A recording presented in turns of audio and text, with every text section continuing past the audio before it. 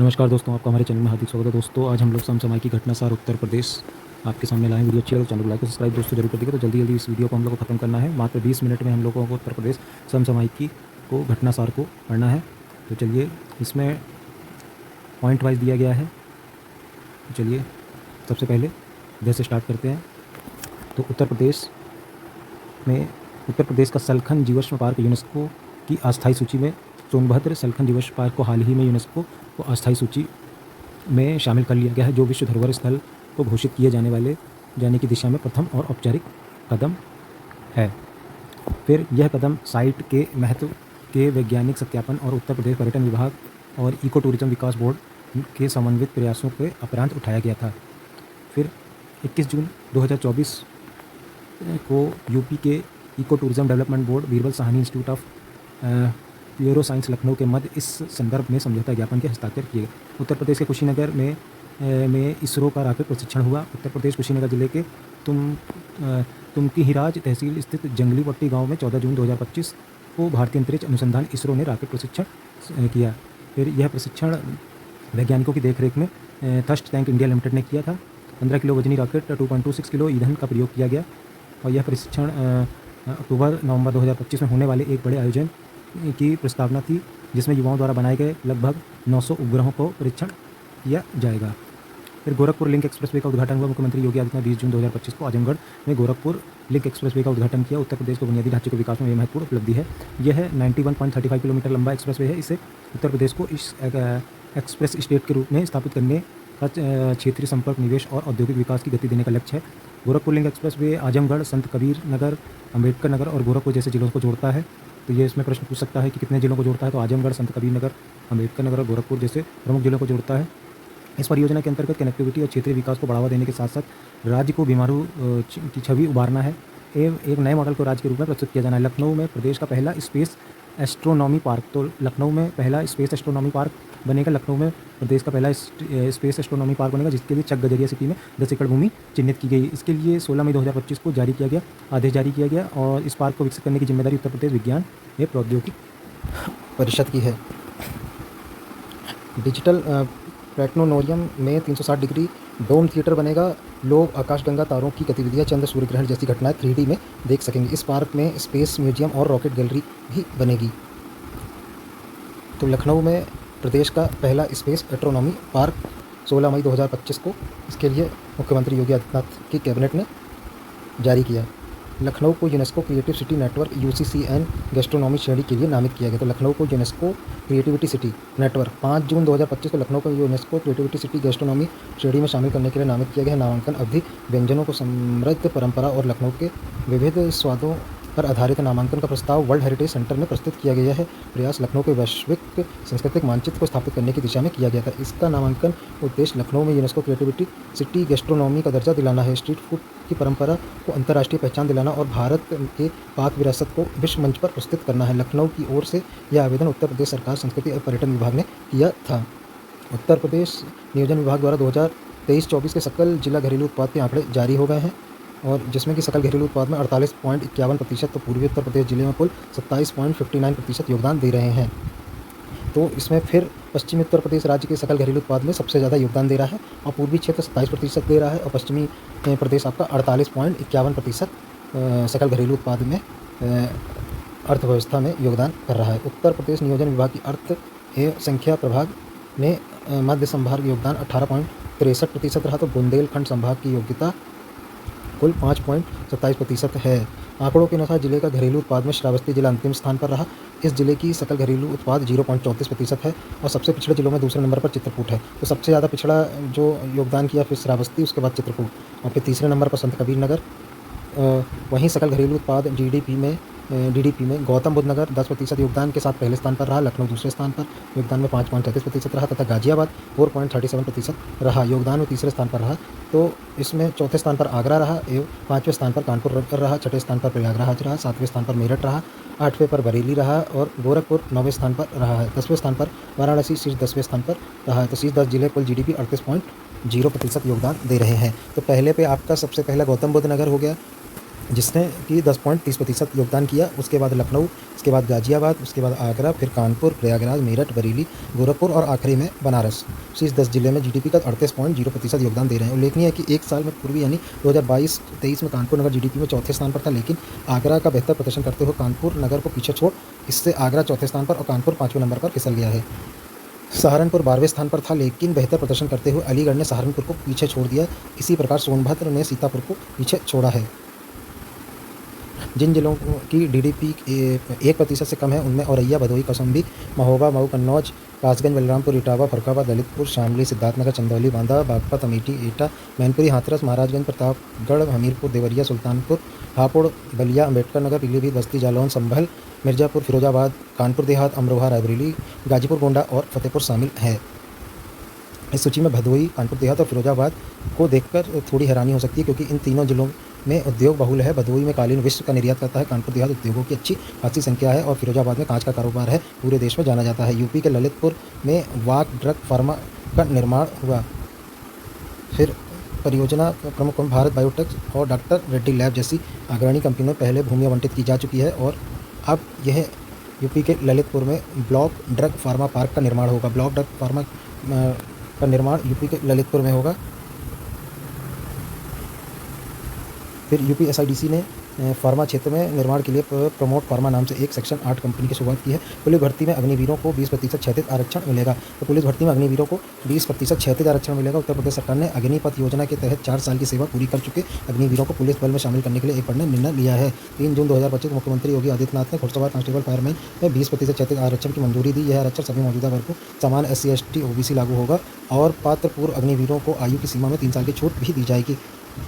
पहली जंगल safari विस्ट्रोडोम train का शुभारंभ 26 मई 2025 को भारतीय रेलवे ने उत्तर प्रदेश सरकार ने भारत में पहली विस्ट्रोडोम जंगल सफारी ट्रेन की शुरुआत की। यह ट्रेन कतनिया घाट वन्यजीव अभयारण्य से दुधवा टाइगर रिजर्व को जोड़ती है।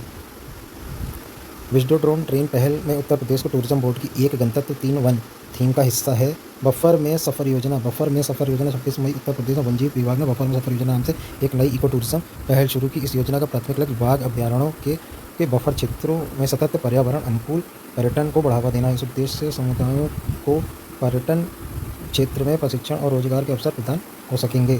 बनारसी शहनाई और बनारसी तबला को GI टैग बनारसी शहनाई और बनारसी तबला को GI टैग मिला है, जिसमें बनारसी तबला को बनारस का तबला घराने से के घराने के नाम से भी जाना जाता है। यह उत्पत्ति बनारस में हुई। बनारसी शहनाई पारंपरिक सुशिरवाद यंत्र है जिसकी जड़ें बनारस घराने से है। तो जो 2 GI टैग उत्तर प्रदेश में पाए हैं वो बनारसी शहनाई और बनारसी तबले को इस बार दिए गए हैं। फिर मुख्यमंत्री कृषक समृद्धि योजना उत्तर प्रदेश में लघु सीमांत किसानों को सस्ते दर पर ऋण प्रदान करने की योजना को कहते हैं मुख्यमंत्री कृषक समृद्धि योजना। 19 मई 2025 को लखनऊ के सहकारिता विभाग में अधिकारियों के साथ प्रस्तावित योजना की रूपरेखा पर चर्चा करते मुख्यमंत्री ने लघु एवं सीमांत किसानों यह योजना नाबार्ड के साथ साथ सहकारी बैंकों सक्रिय भागीदारी सुनिश्चित करती। गोरखपुर में प्रदेश के चौथे अंतर्राष्ट्रीय क्रिकेट स्टेडियम का निर्माण का प्रस्ताव हुआ है। तो गोरखपुर में जो उत्तर प्रदेश में चौथा जो अंतर्राष्ट्रीय क्रिकेट स्टेडियम बनेगा वो गोरखपुर में बनेगा। उत्तर प्रदेश अंतर्राष्ट्रीय स्तर क्रिकेट स्टेडियम लखनऊ, कानपुर, जबकि ऐसा ही एक स्टेडियम बनारस में निर्माणाधीन है। प्रदेश में ऐसा चौथा अंतर्राष्ट्रीय क्रिकेट स्टेडियम गोरखपुर के ताल नदौर में बनेगा। 236 करोड़ के अनुमानित लागत में 50 एकड़ भूमि में बनने वाला इस स्टेडियम में मुख्यतः परिसर तो गोरखपुर में उत्तर प्रदेश का चौथा अंतर्राष्ट्रीय क्रिकेट स्टेडियम का निर्माण प्रस्तावित है। उत्तर प्रदेश में क्रिकेट स्टेडियम में लखनऊ, कानपुर और ऐसा ही अब चौथा निर्माणाधीन एक बनारस में है और चौथा स्टेडियम आपका गोरखपुर में बनने जा रहा है। 236 करोड़ की अनुमानित लागत से 50 एकड़ भूमि पर बनने वाले स्टेडियम में मुख्य परिसर के निर्माण 45 एकड़ में, जबकि 5 एकड़ भूमि अन्य सुविधाओं में विकास होगा। 30,000 की क्षमता वाले इस 2 मंजिला स्टेडियम में 11 पिचें होंगी, 7 मुख्य पिचें और 4 अभ्यास पिचें बनाई जाएंगी। इस परिसर में 1500 गाड़ियों के लिए एक पार्किंग की सुविधा होगी। स्टेडियम का निर्माण 18 महीने में पूर्ण करने का लक्ष्य निर्धारित किया है। RBI ने लखनऊ स्थित HSCBL कोऑपरेटिव बैंक को लाइसेंस रद्द कर दिया है। HCBL कोऑपरेटिव बैंक का लाइसेंस मई 2025 में रद्द कर दिया है RBI ने। फिर भारत की सबसे बड़े टाइटैनिक व सुपर एलॉय प्लांट लखनऊ में उद्घाटन हुआ। रक्षा मंत्री राजनाथ सिंह ने योगी आदित्यनाथ ने 11 मई 2025 को लखनऊ के PTC ग्रुप को 50 एकड़ वाले परिसर में देश के पहले टाइटेनियम व सुपर एलॉय प्लांट का उद्घाटन किया। 50 एकड़ में पहले नए टाइटेनियम संयंत्र वार्षिक उत्पादन 6000 टन है, जो टाइटेनियम रीमेल्टिंग के लिए दुनिया में सबसे बड़ी एकल साइट सुविधा बनाती है।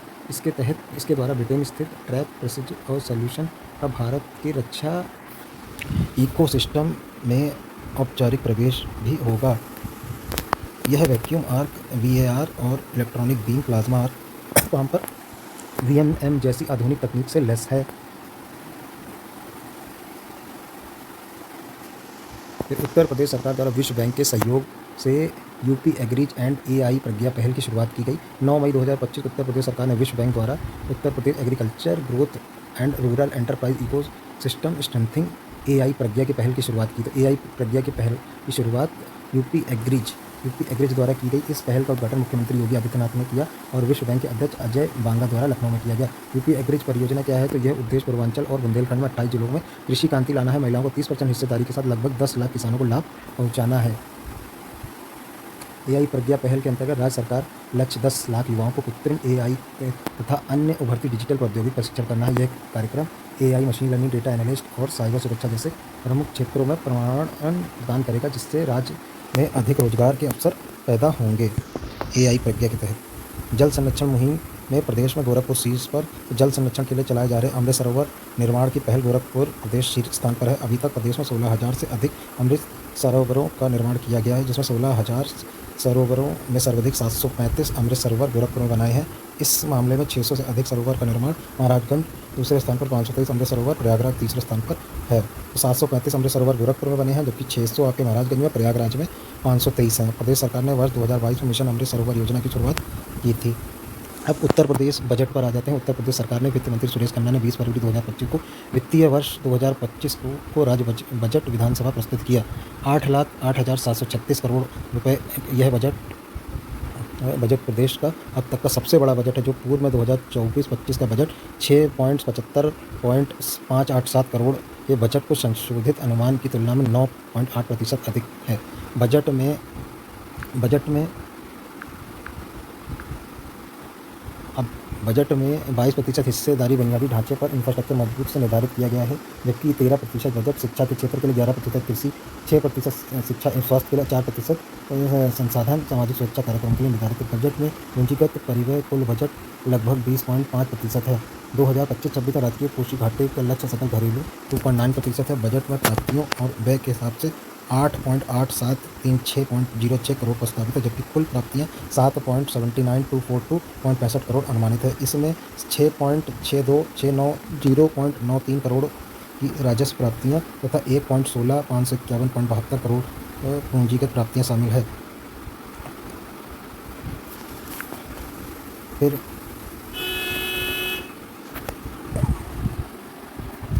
समेकित निधि की प्राप्तियों की कुल प्राप्तियों से कुल व्यय घटाने के पश्चात 29,493.41 करोड़ रुपये का घाटा बजट अनुमानित है।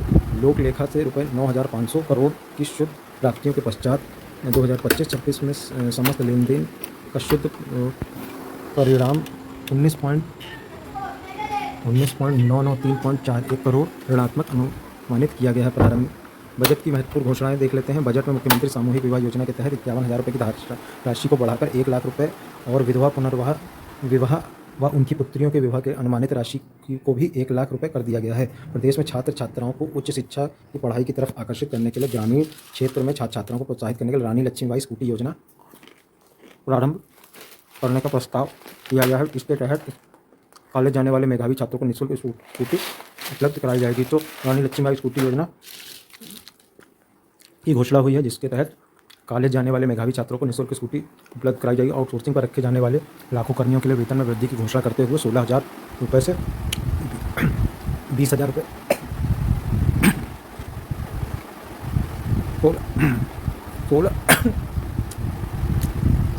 16,000 रुपये से 20,000 रुपये हर महीने वेतन कर दिया जाएगा। ऐसे कर्मियों की भर्ती अब सीधे एजेंसियों के माध्यम से ना होकर निगम के माध्यम से की जाएगी। बजट में की गई घोषणाओं के अनुसार राज्य सरकार ने आउटसोर्सिंग भर्ती निगम बनाने जा रहा है। संविदा पर रखे गए होमगार्ड, पीआरटी जवान, ग्राम चौकीदार, शिक्षा मित्र, अनुदेशक, आशा वर्कर, आंगनबाड़ी, एएनपी संविदा से जुड़े एवं स्वच्छता से जुड़े सभी कर्मियों को मुख्यमंत्री जन आरोग्य अभियान के अंतर्गत 5 लाख रुपये का निःशुल्क चिकित्सा का लाभ उपलब्ध कराने की घोषणा बजट में की गई है। 5 लाख तक का निःशुल्क इलाज के लिए ऐसे कर्मचारियों को मुख्यमंत्री जन आरोग्य आयुष्मान कार्ड बनवाया जाएगा। वर्तमान में प्रदेश में अब मेडिकल कॉलेज हैं, जिनमें 44 राज्य सरकार द्वारा संचालित हैं और 36 निजी क्षेत्र द्वारा। वर्तमान में प्रवेश राजकीय एवं निजी क्षेत्र में MBBS की 11,800 सीटें थी और पीजे की 3,971 सीटें उपलब्ध हैं।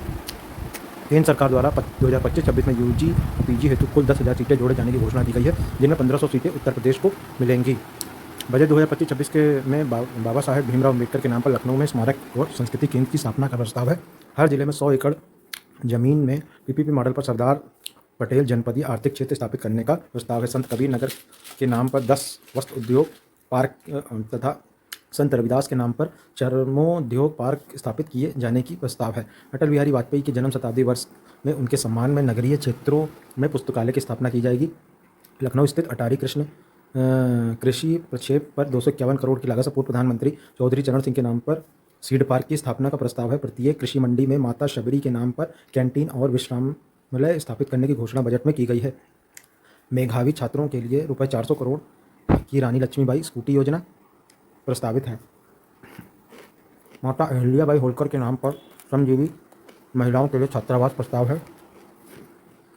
प्रदेश में आर्टिफिशियल इंटेलिजेंस के क्षेत्र में एक हब के रूप में विकसित करने के लिए हेतु लखनऊ में आर्टिफिशियल इंटेलिजेंस सिटी की स्थापना के लिए 5 करोड़ तथा cyber security technology research and translation park की स्थापना हेतु 3 करोड़ रुपए का प्रावधान आदि नई योजना बजट में घोषणा की गई है। राज्य सरकार द्वारा ग्लोबल इन्वेस्टर समिट का सफलतम आयोजन किया गया, जिसमें कि 36 लाख करोड़ के निवेश AMU पर हस्ताक्षर किया गया। राज्य सरकार द्वारा प्रदेश में 4 नए एक्सप्रेसवे का निर्माण निर्णय लिया गया है। आगरा लखनऊ एक्सप्रेसवे से गंगा एक्सप्रेसवे कैसिया जनपद हरदोई तरफ फर्रुखाबाद तक प्रवेश में नियंत्रित ग्रीनफील्ड एक्सप्रेसवे का निर्माण कराया जाएगा, जिसके लिए 900 करोड़ रुपए की व्यवस्था प्रस्तावित है। गंगा एक्सप्रेसवे प्रयागराज मिर्जापुर वाराणसी चंदौली होते हुए सोनभद्र को जोड़ने के लिए विंध्य एक्सप्रेसवे का निर्माण 50 करोड़ रुपए की व्यवस्था प्रस्तावित है। मेरठ को हरिद्वार से जोड़ने हेतु गंगा एक्सप्रेसवे विस्तारीकरण एक्सप्रेसवे निर्माण प्रस्तावित है। बुंदेलखंड रीवा एक्सप्रेसवे का निर्माण प्रस्तावित है, इसके लिए 50 करोड़ रुपए की व्यवस्था कराई जा रही है। बुंदेलखंड एक्सप्रेसवे के लिए डिफेंस इंडस्ट्रियल कॉरिडोर परियोजना हेतु लगभग 461 करोड़ रुपए की व्यवस्था है। प्रदेश की आर्थिक स्थिति देख लेते हैं तो नीति आयोग द्वारा वर्ष 2014 से 15 से 2022-23 तक की अवधि के लिए राज्यों को राजकीय घोषीय स्थिति के संबंध में रिपोर्ट उत्तर प्रदेश आखिरी राज्य फ्रंट रनर की श्रेणी में है। सांकेतिक फिजिकल हेल्थ इंडेक्स पूर्व वर्ष की तुलना में 2023 में बढ़कर 45.9 हो गया है। RBI द्वारा राज्य में बजट के संबंध में वित्तीय 2024 में प्रकाश में अध्ययन रिपोर्ट के अनुसार देश के सभी राज्यों में स्वयं के कर प्राप्ति में उत्तर प्रदेश का हिस्सा क्रमशः 9.9% है और 10.10% और 11.6% रहा है, जो महाराष्ट्र के बाद देश का सर्वाधिक है। इस अवधि में सकल घरेलू उत्पाद के प्रतिशत भी बढ़ गए हैं, जिसमें कि 16.7% रहा है औसत।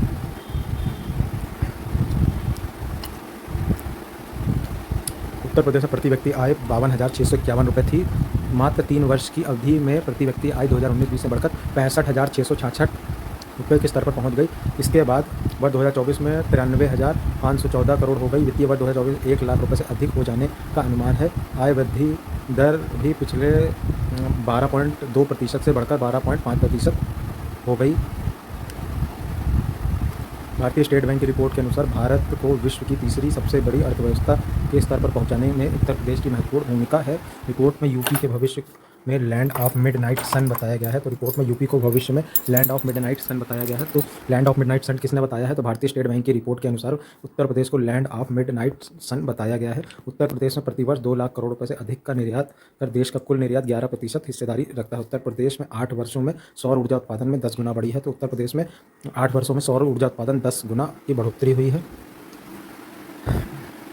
घनौरी वेटलैंड जनवरी 2025 में राष्ट्रीय हरित NGT ने उत्तर प्रदेश सरकार के घनौरी वेटलैंड के रूप में एक अधिसूचना के बारे में एक विस्तृत रिपोर्ट प्रदान करने का निर्देश दिया। घनौरी जलाशय का वेटलैंड एयरपोर्ट के पास गौतम बुद्ध नगर में स्थित है। घनौरी वेटलैंड गौतम बुद्ध नगर जिले उत्तर प्रदेश के जेवर एयरपोर्ट के पास है। यह विभिन्न पक्षियों को लघुप्राय सारस क्रेन भी शामिल है, इसलिए यह एक महत्वपूर्ण आवास उत्तर प्रदेश घनौरी वेटलैंड को अधिसूचित करने की प्रक्रिया में है, लेकिन NGT ने इससे प्रक्रिया में देरी पर चिंता व्यक्त की है। प्रस्तावित घनौरी अर्धभूमि 112.89 हेक्टेयर में विस्तृत है। उत्तर प्रदेश में देश का पहला बायोपॉलीमर प्लांट बनेगा। 22 फरवरी 2025 उत्तर प्रदेश मुख्यमंत्री योगी आदित्यनाथ ने लखीमपुर खीरी जिले में कुंभी में भारत का पहले बायोपॉलीमर प्लांट की आधारशिला रखी।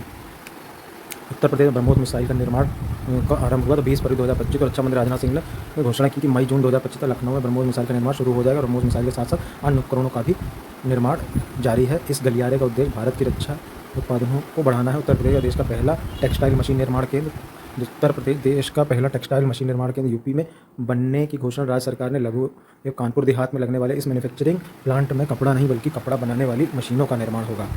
यह मशीनें वर्तमान में दक्षिण कोरिया और चीन व यूरोप से आयात करनी पड़ती थी। इन मशीनों के आयात पर 40,000 करोड़ से अधिक का खर्च किया जाता था, जो कि आने वाले दिनों में 4 लाख करोड़ तक पहुंच सकता है। इस तरह की परियोजना चालू होने से देश भर की टेक्सटाइल कंपनियां इस तरह की मशीनें आयात करने की जगह उत्तर प्रदेश से प्राप्त कर सकेंगी। यही नहीं, लखनऊ में बन रहे मेगा मित्र टेक्सटाइल पार्क व 10 अन्य टेक्सटाइल पार्कों में अपनी परियोजना लगाने वाले निवेशकों की मांग इससे पूरी होगी। उत्तर प्रदेश में हापुड़, मऊ, कानपुर, बाराबंकी, भदोही, कानपुर, गाजियाबाद, मेरठ में 10 नए टेक्सटाइल पार्क खोलने की घोषणा हुई है। उत्तर प्रदेश में रडार फैक्ट्री। उत्तर प्रदेश में आगरा लखनऊ एक्सप्रेस वे के निकट बजहामई गांव में डिफेंस इंडस्ट्रियल कॉरिडोर 400 करोड़ रुपये की लागत से रडार बनाने की एक फैक्ट्री स्थापित की जा रही है। वाराणसी में बनेगी डॉल्फिन सफारी। उत्तर प्रदेश 22 मार्च 2025 को वाराणसी के डॉल्फिन सफारी निर्माण की घोषणा हुई, जिसके कैथी से ढकवा गांव के बीच प्रस्तावित किया गया। वाराणसी के जनपद में गंगा नदी के डॉल्फिन संरक्षण मित्र की नियुक्ति कर रहा है। उत्तर प्रदेश की 3 हेरिटेज इमारतें होटल के रूप में विकसित हुई। 12 मार्च 2025 उत्तर प्रदेश सरकार ने राज्य की 3 हेरिटेज इमारतों को होटल के रूप में विकसित करने का निर्णय लिया, जिसमें लखनऊ की रोशन उद्दौला छतर मंजिल और मिर्ज़ापुर जिले स्थित चुनार किला है। इन इमारतों को जैसलमेर के सूर्यगढ़ की तर्ज पर हेरिटेज होटल में विकसित किया जाएगा। यह निर्णय राज्य हेरिटेज संपत्तियों को पुनर्जीवित करने और पुराने गौरव को बहाल करने के साथ साथ राजस्व बढ़ाने के लिए किया गया है। वाराणसी के प्रयागराज को मिलाकर क्षेत्रीय प्राधिकरण का गठन योजना है। टीकाकरण कार्य प्रभावी बनाने के लिए राइस ऐप लॉन्च की गई। तो उत्तर प्रदेश सरकार ने अपने टीकाकरण कार्यक्रम को और अधिक प्रभावी बनाने के लिए rapid immunization skill enhancement RISE app को फरवरी 2025 में लॉन्च किया। यह डिजिटल प्लेटफॉर्म स्टाफ नर्सों और सहायक नर्सों ANM स्वास्थ्य कार्यकर्ताओं के लिए विकसित किया गया है। इसमें वे बच्चों के नियमित टीकाकरण की निगरानी और प्रबंधन अधिक दक्षता से कर सकेंगे। फिर यूपी विधानसभा में अनुवादक सुविधा से लैस होने वाली देश की पहली विधानसभा है। तो 18 फरवरी 2025 शुरू में उत्तर प्रदेश में अनुवादक की सुविधा से लैस होने के लिए वाली देश की पहली विधानसभा बनी। अब विधानसभा सदस्यों को अवधी, भोजपुरी, ब्रज, बुंदेली और अंग्रेजी भाषा अपनी बातें रखने का अवसर मिल रहा है। इसके लिए व्यवस्था सत्तारूढ़ी समिति का मंजूरी मिला। इस पहल के उद्देश्य क्षेत्रीय भाषाओं को बढ़ावा देने और सभी समुदायों के बीच एकता की भावना को मजबूत करना। मुख्यमंत्री योगी आदित्यनाथ ने विधानसभा में अवधी, ब्रज, भोजपुरी, बुंदेलखंडी और अंग्रेजी अनुवाद का रिहर्सल की समीक्षा की है। तो उत्तर प्रदेश विधानसभा में अनुवादक सुविधा से लैस होने वाली देश की पहली विधानसभा है।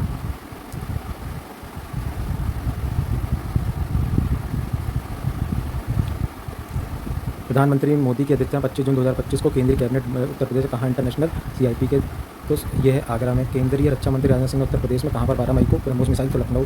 फिर उत्तर प्रदेश में किस अंतर्राष्ट्रीय संस्था ने सहयोग से यूपी एग्रिस AI प्रज्ञा की पहल। विश्व बैंक। उत्तर प्रदेश में लखनऊ स्थित व शहरी सहकारी बैंक प्रदेश तथ्यसार तो वन लाइनर में उत्तर प्रदेश। तो प्रधानमंत्री मोदी की अध्यक्षता में 25 जून 2025 को हुई केंद्रीय कैबिनेट बैठक में उत्तर प्रदेश में कहाँ पर इंटरनेशनल पोर्ट्रेट सेंटर स्थापना की मंजूरी प्रदान की। तो ये सिंगना आगरा में। केंद्रीय मंत्री राजनाथ सिंह ने उत्तर प्रदेश में कहाँ पर 12 मई 2025 को ब्रह्मोस मिसाइल निर्माण का उद्घाटन किया। तो ये लखनऊ में किया। उत्तर प्रदेश सरकार ने मई 2025 में किस अंतर्राष्ट्रीय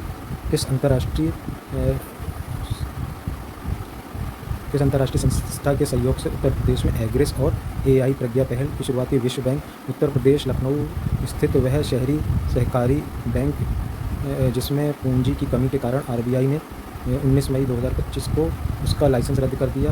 तो HSBCL cooperative bank. Uttar Pradesh का पहला wet to wild life park Uttar Pradesh में कहाँ निर्माणाधीन है? नोएडा में। भारतीय रेलवे ने मई 2025 में प्रदेश के किन 2 संस्थानों को जोड़ने के लिए भारत में पहली विंडोज ट्रम ट्रेन सेवा शुरू की? तो बहराइच जिले के कतरनिया वन्यजीव अभ्यारण्य में। मई 2025 में उत्तर प्रदेश में कहाँ पर दुनिया का पहली सबसे बड़ी एरोस्पेस ग्रैंड टाइटेनियम इकाई का उद्घाटन किया गया? लखनऊ। 1 मई 2025 को राष्ट्रपति जगदीप धनखड़ ने लखनऊ में प्रदेश के राज्यपाल आनंदीबेन पटेल के जीवन पर आधारित तो चुनौतियाँ मुझे पसंद है इस किताब का विमोचन किया। हाल ही में उत्तर प्रदेश सरकार ने इको टूरिज्म को बढ़ावा देने के लिए किस योजना की शुरुआत की? तो बफर में सफ़र योजना। फिर हाल ही में उत्तर प्रदेश पुलिस ने पोर्टल को किस श्रेणी में स्कॉच पुरस्कार सम्मानित किया गया? तो पुलिस सुरक्षा। हाल ही में उत्तर प्रदेश सरकार ने अपनी जीरो पॉवर्टी मिशन का नाम किस नाम से रखने की घोषणा की? तो भीमराव अम्बेडकर जी के नाम पर। तो 15 मई 2025 को उत्तर प्रदेश कैबिनेट की बैठक में किस पूर्व प्रधानमंत्री के नाम पर लखनऊ में सीडस पार्क बनाने की घोषणा की गई? तो चौधरी चरण सिंह। हाल ही में उत्तर प्रदेश सरकार ने 1 डिस्ट्रिक्ट 1 प्रोडक्ट योजना के तहत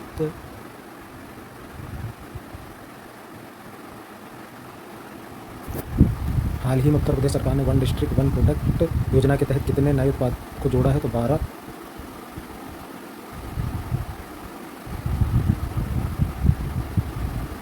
अप्रैल 2025 में प्रदेश में किस वाद्य यंत्र को जीआई टैग प्रदान किया गया? बनारस शहनाई को 31 मई 2025 को किसने प्रशांत कुमार की जगह उत्तर प्रदेश के पुलिस में महानिदेशक बने? तो राजीव कृष्ण बने। मई 2025 में उत्तर प्रदेश सरकार ने अग्निवीरों के लिए पुलिस नौकरियों में कितने प्रतिशत आरक्षण की घोषणा की? तो अग्निवीरों के लिए 20%। उत्तर प्रदेश में वह क्रिकेटर जिन्होंने हाल ही में क्रिकेट के सभी प्रारूपों से संन्यास लिया? तो पीयूष चावला उत्तर प्रदेश का पहला। State institute of hotel management शिम्स की स्थापना कहाँ पर की जा रही? गोरखपुर में। 13 मई 2025 को कहाँ पर दुनिया का सबसे बड़ी एयरोस्पेस ग्रैंड टाइटेनियम इकाई की उद्घाटन किया गया? लखनऊ में। हाल ही में ब्रिटेन ने बोलिंगा बोरो शहर के नवनिर्वाचित मेयर राज मिश्रा के संबंध में मिर्जापुर केंद्रीय इलेक्ट्रॉनिक और सूचना प्रौद्योगिकी मंत्री अश्विनी वैष्णव ने हाल ही में भारत में के पहले 3 नैनोमीटर चिप डिज़ाइन केंद्र का किस शहर में उद्घाटन किया? नोएडा में। उत्तर प्रदेश पर्यटन विभाग ने पर्यटकों को भगवा बुद्ध से जुड़े स्थलों पर भ्रमण करने के लिए 2 में से 7 जून 2025 किस यात्रा का आयोजन किया? बौद्ध यात्रा। भारतीय वायुसेना ने लड़ाकू विमानों को 1 मई 2025 को उत्तर प्रदेश के निर्माणाधीन गंगा एक्सप्रेसवे के 3.5 किलोमीटर हिस्से पर कहाँ पर पहली बार उतारा?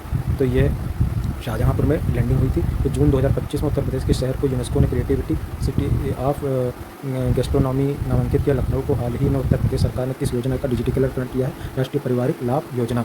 हाल ही में उत्तर प्रदेश का कौन सा शहर भारत के लिए प्रमुख रियल एस्टेट निवेश स्थल के रूप में उभरा है? तो नोएडा। हाल ही में किस मध्य से डिजिटल सार्वजनिक खरीद उत्तर प्रदेश शीर्ष स्थान बन गया ई जेम पोर्टल पर? वाराणसी। उत्तर प्रदेश का वह ओलंपियन हॉकी खिलाड़ी जिन्होंने जून 2025 अंतर्राष्ट्रीय हॉकी संन्यास लिया? ललित उपाध्याय ने संन्यास ले लिया। मुख्यमंत्री योगी आदित्यनाथ 6 अप्रैल 2025 को उत्तर प्रदेश में कहाँ पर निजी क्षेत्र में सबसे बड़े एथनॉल प्लांट? तो गोरखपुर गीडा में। वह प्रतिष्ठित मीडिया रणनीतिकार विंगर मीडिया वर्ल्ड वाइड के संस्थापक जिन्हें 31 मार्च 2025 को प्रदेश के प्रतिष्ठित अनमोल रत्न पुरस्कार प्रदान किया? निखिल सिंघल। 20 फरवरी 2025 को विधानसभा में प्रस्तुत बजट 2025 का आकार क्या है? तो 8.08736 करोड़ रुपये है। तो लास्ट की डिजिट आप याद रखिएगा 736 और शुरुआत की 808 करोड़। फिर उत्तर प्रदेश राज्य बजट 2025 में राज्य की प्रस्तावित तो 93 आय जो रखी गई है तो वो 93,514 रुपये है प्रति व्यक्ति की आय उत्तर प्रदेश में। वर्ष 2023-24 में उत्तर प्रदेश की जीडीपी की वृद्धि दर कितनी रही है? 11.6। उत्तर प्रदेश बजट में पहला 2025 में कहाँ पर देश का पहला एआई सिटी बनने के लिए 5 करोड़ रुपये आवंटित किए गए? तो लखनऊ में। किसानों की आय वृद्धि के लिए अंतर्गत वित्तीय संस्थान उत्तर प्रदेश में $325.10 मिलियन ऋण स्वीकार किया गया था विश्व बैंक द्वारा। उत्तर प्रदेश के 7 जिलों जिनको मिलाकर एक धार्मिक सर्किट बनाने राज्य सरकार ने घोषणा की हुई है प्रयागराज, काशी, चंदौली, गाजीपुर, जौनपुर, मिर्जापुर, भदोही।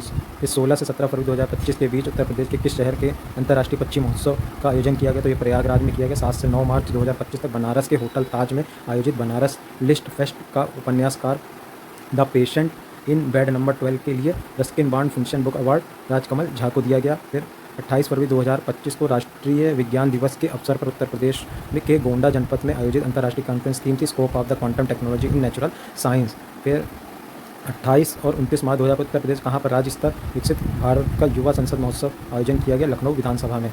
इस महोत्सव का उद्देश्य युवाओं को नीति निर्माण में भागीदारी देना और लोकतांत्रिक मूल्यों को सशक्त बनाना था। 27 में 30 मार्च 2025 के बीच प्रदेश में कहाँ पर टेक्निकल फेस्टिवल टेक कृति 2025 आईआईटी कानपुर में। फिर उत्तर प्रदेश में कहाँ पर 25 फरवरी 2025 को हैंड प्रिंट लेने के लिए विश्व रिकॉर्ड बना? तो महाकुंभ प्रयागराज। फिर दुनिया का सबसे बड़ा इलेक्ट्रिक शो इलक्रामा 2025 का आयोजन नोएडा के इंडिया एक्सपो मार्ट में हुआ। फिर 24 फरवरी 2025 को आरबीआई द्वारा लखनऊ में आयोजित वित्तीय जागरूकता कैंप अभियान वित्तीय समझदारी और समृद्ध नारी।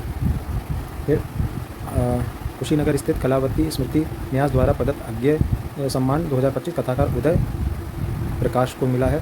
फिर 7 मार्च 2025 को उत्तर प्रदेश में कहाँ पर हैदराबाद के बाद भारत के दूसरे सबसे बड़े माइक्रोसॉफ्ट इंडिया के डेवलपमेंट सेंटर का शिलान्यास किया गया? तो ये नोएडा में किया गया। फिर AI centre cloud computing quantum computer AI cyber security संबंधी तकनीकों पर ध्यान दिया जाएगा मुख्यमंत्री की अध्यक्षता में। 10 मार्च 2025 को ही कैबिनेट बैठक में गेहूं कितना न्यूनतम समर्थन मूल्य? तो 2,425 रुपये गेहूं का समर्थन मूल्य रखा गया। हाल ही में उत्तर प्रदेश सरकार ने कहाँ पर स्वतंत्रता सेनानी चित्तू पांडे की स्मृति में स्मारक बने? बलिया में। 11 से 13 मार्च 2025 को उत्तर प्रदेश में कहाँ पर राष्ट्रीय स्वच्छ वायु कार्यक्रम? तो गोरखपुर। 13 मार्च 2025 उत्तर प्रदेश सरकार ने प्रदेश के कितने नगरों में निगम में सोलर सिटी के रूप में विकसित करने की घोषणा की? तो सभी 17 नगर निगमों को। मार्च 2025 में उत्तर प्रदेश सरकार ने प्रदेश के किन इमारतों को होटल के रूप में विकसित करने तो किए है? तो यहाँ पे 3 भवनों को किया गया है, एक लखनऊ में, और एक घोषणा की है।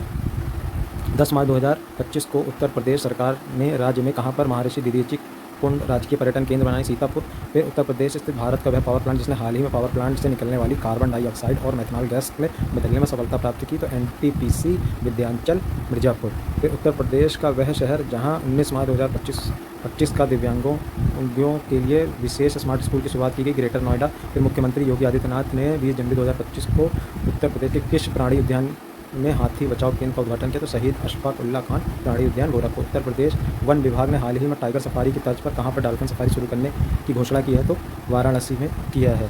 तो यहाँ पर हमारी 10 मिनट में हमने यूपी बजट कवर कर लिया, वीडियो अच्छी, उत्तर प्रदेश तथ्य सार कंप्लीट कर लिया है। बाकी आप वीडियो अच्छी लगे तो चैनल को लाइक और सब्सक्राइब दोस्तों जरूर कर दीजिएगा। Thanks for watching, do subscribe the channel.